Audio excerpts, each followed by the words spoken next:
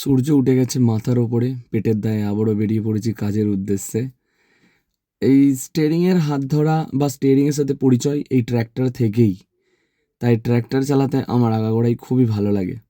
আর ট্র্যাক্টরে বসলে বা চালালে একটা সেই নস্টালজিক ব্যাপারটা, ওটা এখনও মনের মধ্যে কাজ করে। তাই যখনই সুযোগ পাই তখনই ট্র্যাক্টর চালানোর সুযোগটা আর হাতছাড়া করি না। কথা বলতে বলতে চলেই এলাম গাড়ির কাছে। কিছু কাজ আছে টুকটাক মেনটেনেন্সের, সেগুলো করে নিই, পরে আবার কথা এই হবে।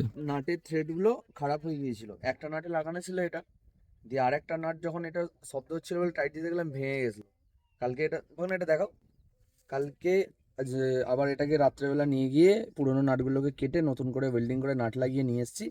আজকে লাগিয়ে দেখি চলে কি কেমন, লাগিয়ে নিই।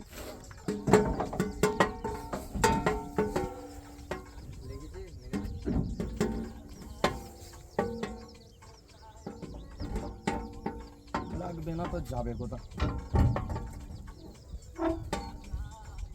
গাড়ি আমাদের রেডি হয়ে যাবে, আলহামদুলিল্লাহ চলবে।